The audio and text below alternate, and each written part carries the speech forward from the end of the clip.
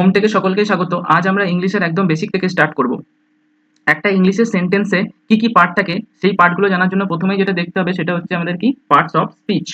এই parts of speech জানার আগে মোটা কিছু বিষয় জেনে নিতে হবে। সেটা হচ্ছে কি যে আমাদের কি হয় যে আমাদের এক থেকে এ থেকে জেড পর্যন্ত 26টা লেটার থাকে, তাই তো? এগুলো কি বলি আমরা? অ্যালফাবেট। অ্যালফাবেট এই অ্যালফাবেটগুলো যুক্ত হয়ে যখন কোনো মিনিংফুল সেন্স দেয় তখন তাকে কি বলি আমরা? ওয়ার্ডস বলি। কিছু ওয়ার্ড যুক্ত হয়ে কি হয়? এটা হয় ফ্রেজ। কিছু ফ্রেজ যুক্ত হয়ে কি হয়? এটা হয় ক্লোজ। কিছু ক্লজ যুক্ত হয়ে কি দেয়? সেন্টেন্স। তাহলে অ্যালফাবেট বা লেটার যুক্ত হয়ে ওয়ার্ডস, কিছু ওয়ার্ড যুক্ত হয়ে দেয় ফ্রেজ, কিছু ফ্রেজ যুক্ত হয়ে দেয় ক্লজ, কিছু ক্লজ যুক্ত হয়ে সেন্টেন্স। বোঝা গেল? যেমন একটা উদাহরণ দিই, in the end, in the end we all have to die. সবশেষে আমরা সকলেই মারা যাব। তাহলে এখানে দেখছো ইন দ্য এন্ড, এই শব্দটা কি বলা হয়? এটাকে বলা হয় ফ্রেজ।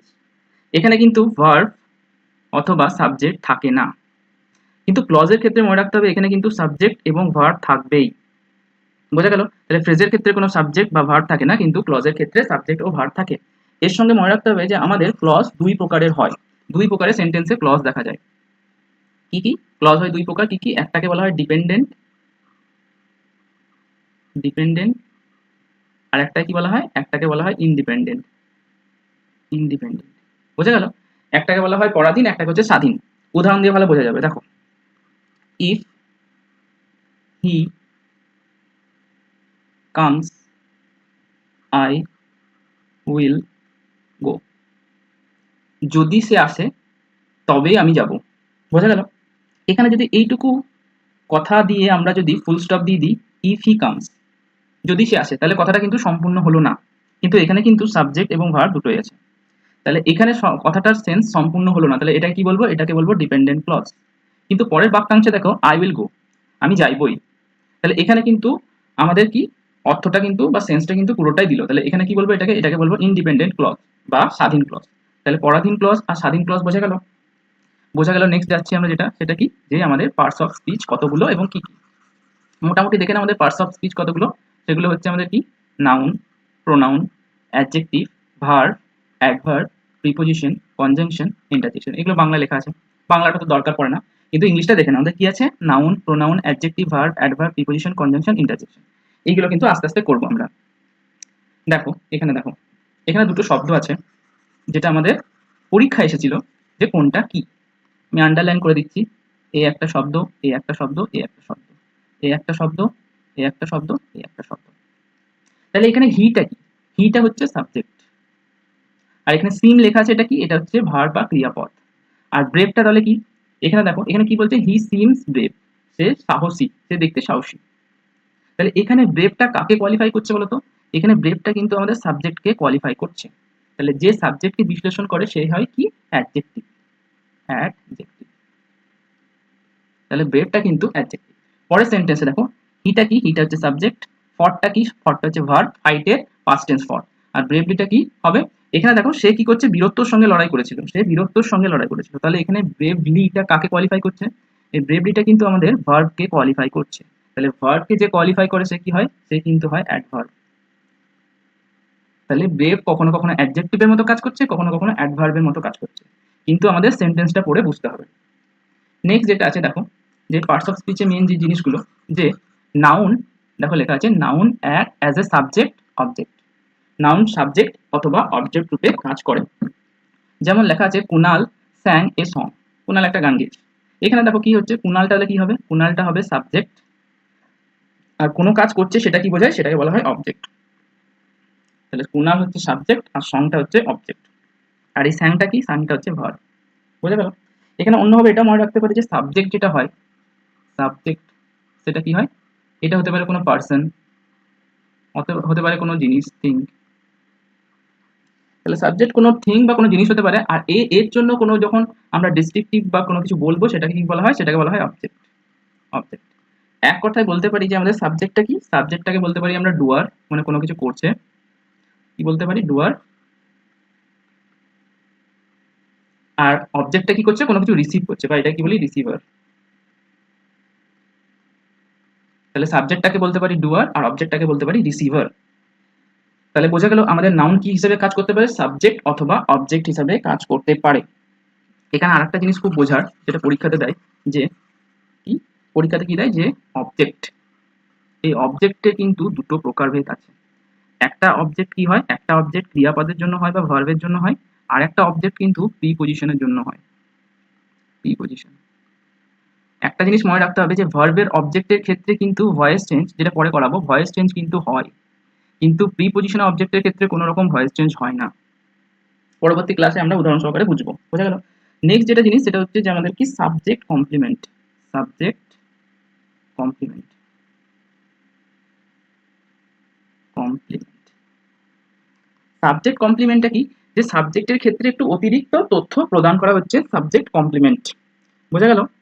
যেমন যদি আমি বলি I elected him the captain, captain of the team.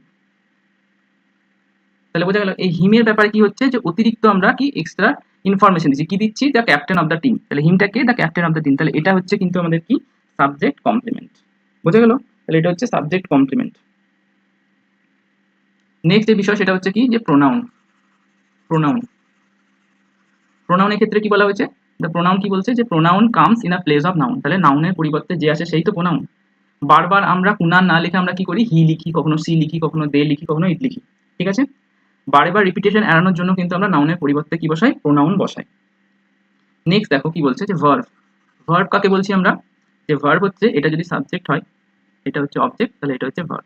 মনে রাখতে হবে সেন্টেন্সে কিন্তু একটা ভার্ব আমাদের বা ক্রিয়াপদ থাকতেই হবে, ক্রিয়াপদ ছাড়া ভার্ব হয় না। ভার্বের আবার বিভিন্ন ফর্ম হতে পারে, V1, V2, V3, VING, এই ফর্মগুলো হয়, যেগুলো পরবর্তী ক্লাসে আমরা পড়বো।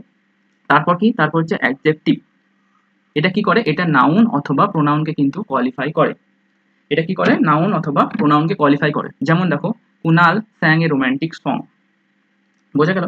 তাহলে এখানে কি, এখানে কুনালটা হচ্ছে সাবজেক্ট বা নাউন বলতে পারো, এটা কি হচ্ছে, এটা ভার্ব, রোমান্টিকটা কি হচ্ছে অ্যাডজেক্টিভ, আর এটা কি হচ্ছে, এটা হচ্ছে অবজেক্ট অথবা নাউন।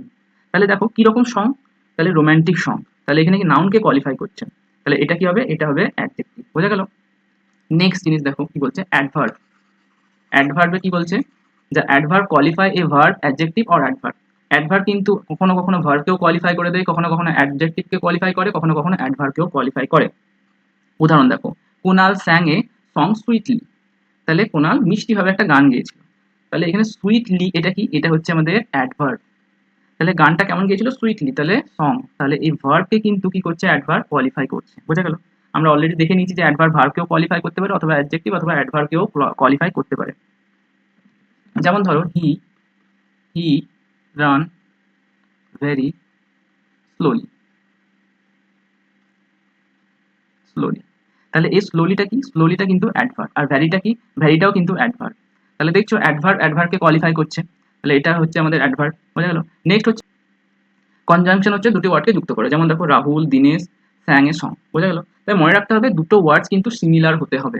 যেমন এখানে দেখছো নাউনের সঙ্গে নাউন যুক্ত করছে, হতে পারে অ্যাডজেক্টিভের সঙ্গে অ্যাডজেক্টিভই যুক্ত করবে, বা অ্যাডভার্বের সঙ্গে অ্যাডভার্ব, কখনো অ্যাডভার্বের সঙ্গে নাউন যুক্ত করবে না। এটা মনে রাখতে হবে। কনজুগেশন কিন্তু কি হয়, যে সমজাতীয় ওয়ার্ডসকে যুক্ত করে, এটা কিন্তু মনে রাখতে হবে।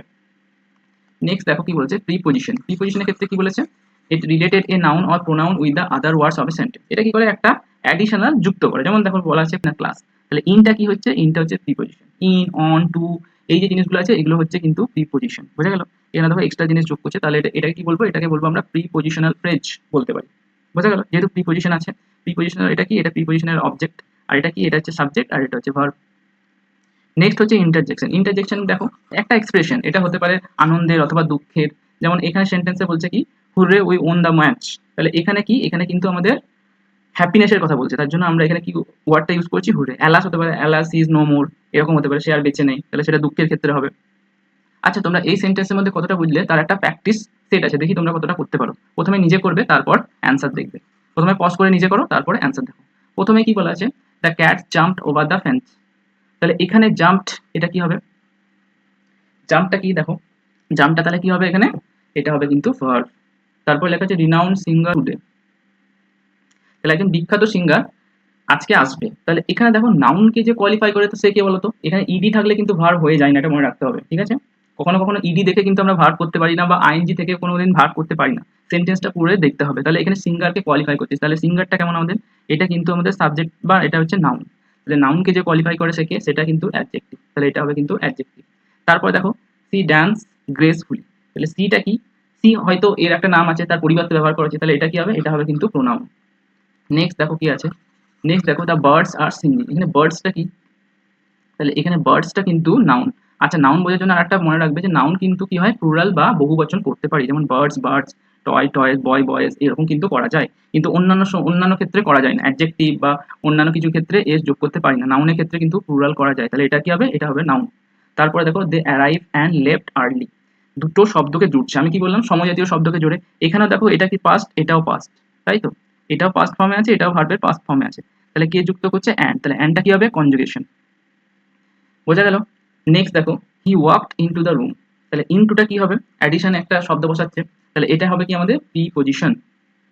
নেক্সট দেখো কি বলছে, alas we miss the bus. এই শব্দটা কি হবে?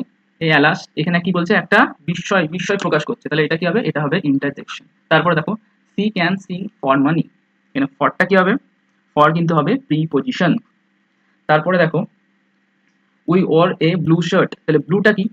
ব্লুটা কি রঙের শার্ট? ব্লু কালারের শার্ট। তাহলে শার্টকে কোয়ালিফাই করছে, অর্থাৎ নাউনকে কোয়ালিফাই করছে, তাহলে এটা কি হবে? এটা হয়ে যাবে কিন্তু অ্যাডজেক্টিভ। ওভারঅল কত পার্সেন্ট মার্কস হচ্ছে কমেন্টে জানাও। দেখা হচ্ছে পরের ভিডিওতে। Thank you.